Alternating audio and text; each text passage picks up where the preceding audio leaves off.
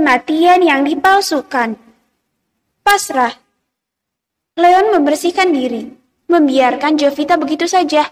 Ia mengenakan baju kemeja rapi berwarna putih, lengan baju lipat sampai ke sikut, dan dipadukan dengan celana bahan berwarna hitam.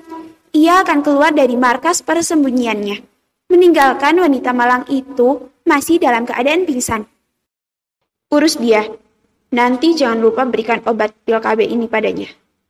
Pintanya pada seorang wanita parubaya menyerahkan satu papan pil KB pada wanita itu. Baik, Den. Jawab seorang wanita parubaya dengan sangat hormat. Setelah hampir 3 jam, wanita itu belum juga bangun. Padahal Naga sudah pulang. Ia pulang dari tengah jalan karena klien yang memakai jasanya membatalkan rencana bertemu. Tentu saja, ia merasa sangat kesal.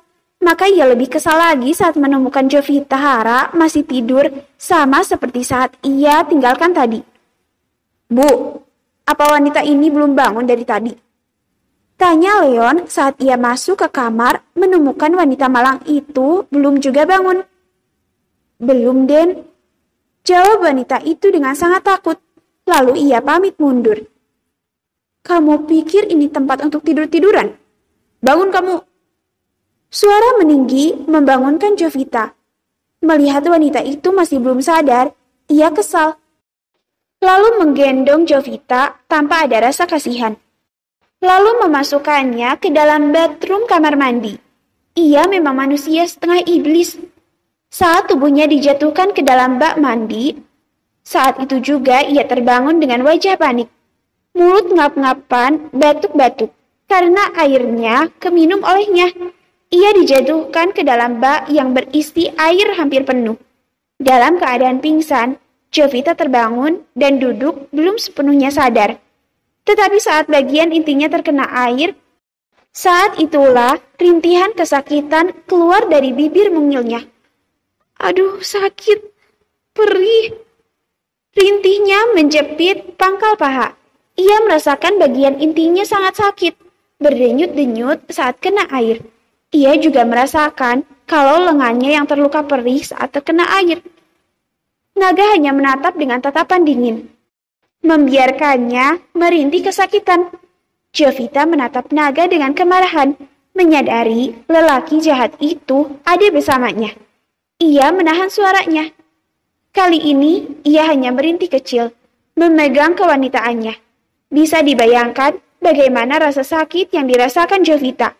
Selaput bagian intinya robek. Karena ini pertama kali bagi gadis cantik itu dijamah pria. Ia terluka, dan luka itu dimasukkan ke dalam air. Ia sampai berkeringat menahan rasa sakit itu. Dasar setan, ini sangat sakit. Aku akan membunuhmu suatu saat nanti, kata Jovita dalam hati. Kini hatinya dipenuhi dendam. Ia menatap Naga dengan mata sinis. Bersihkan dirimu dan cepat keluar dari sana. Pintanya dengan tegas, melemparkan handuk berwarna putih, meninggalkan Jovita yang masih merintih menahan rasa sakit di area intinya. Tangannya sesekali meremas kuat sisik bak mandi.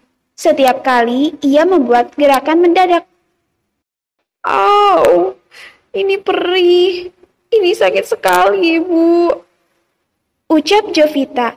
Ia menangis saat lelaki jahat itu meninggalkannya. Ia keluar dengan tubuh sempoyongan, kakinya gemetaran. Tungkai kakinya seakan kehilangan fungsinya, tidak mampu menopang tubuhnya lagi. Rasa sakit di sekujur tubuhnya dan rasa lapar membuatnya nyaris mati. Ia melilitkan handuk berwarna putih itu di dadanya dan berpegangan pada dinding kamar mandi, agar ia bisa keluar dari kamar mandi. Dengan susah payah, akhirnya ia keluar dengan lutut yang masih gemetaran. Dengan pandangan mata mulai muram dan kepala sangat berat, ia tidak mampu lagi berjalan. Lagi-lagi, tubuhnya yang malang tumbang di depan kamar mandi. Ia sudah kesekian kali, ia hampir mati lemas, dibuat lelaki tampan yang kejam tersebut. Memangnya tidak ada kerjaan lain selain pingsan, dasar lemah. Ucap Leon sinis. Ia mengangkat tubuh Jovita ke atas tempat tidur. Air. Ia meminta air dengan suara kecil. Ini minum, dan ini habiskan rotinya. Pintanya, ia memberikan 2 lembar roti, isi coklat dan 1 botol air mineral. Seperti kesetanan, ia merebut roti itu dengan sangat rakus, memasukkannya sekaligus ke dalam mulutnya, dengan air mata yang tumpah dari pipinya. Ia memukul dadanya agar rotinya bisa masuk. Wajahnya terlihat sangat pucat karena kelaparan. Ini makan lagi, agar kamu kenyang sebelum mati, kata naga memberikan 2 lembar roti lagi. Jovita merebutnya dengan cepat dari piring yang disodorkan lelaki itu. Dengan kedua tangannya, ia lagi-lagi memasukkannya sekaligus dalam mulutnya. Tangannya masih gemetaran. Tubuhnya meringkuk ketakutan di lantai. Apa yang dilakukan Leon padanya membuatnya ketakutan. Apa kamu masih kelaparan, anjing kecil? Tanya Leon memegang 1 roti. Lagi-lagi, ia melakukan hal yang sama, menyambar dan memakannya dengan lahap. Tidak dikasih makan selama berhari-hari, membuatnya hampir mati kelaparan. Aku berharap kamu suatu saat nanti mati karena kelaparan, lelaki kejam, ucap Jovita mengutuk Leon. Ini pakai, ujar Leon melemparkan baju kemeja berwarna putih dan milik pria, tanpa ada pengaman bagian atasnya. Ia menatap lelaki itu dengan tatapan mendominasi. Ingin menolak, tapi takut dibunuh. Ingin menerima, tapi hatinya menolak. Apa kamu takut sekarang padaku? Apa kamu tidak akan berteriak lagi atau kamu merebut pisau ini lagi? Ucapnya dengan senyum menyeringai, terlihat seperti iblis. Jovita hanya diam, mengalihkan pandangan matanya dari wajah lelaki kejam itu. Ia takut mendapat perlakuan brutal lagi dari lelaki itu, membuatnya takut. Ia berjanji akan jadi anak penurut demi keselamatannya. Ia memakai baju kemeja berwarna putih dan pria yang diberikan padanya. Kemeja tipis memperlihatkan 2 tonjolan di dadanya. Tonjolan berwarna coklat itu menantang dengan bebas di balik kemeja tipis yang diberikan naga padanya. Kaki mulusnya sampai ke pangkal paha, terpampang jelas, tidak ada penutupnya. Ia duduk meringkuk lagi di lantai bersandar di dinding. Leon akhirnya membaca berita meninggalnya semua keluarga Jovita. Kenapa kamu mati begitu cepat? Aku belum melakukan apa-apa padamu. Aku ingin kamu melihat penderitaan putrimu.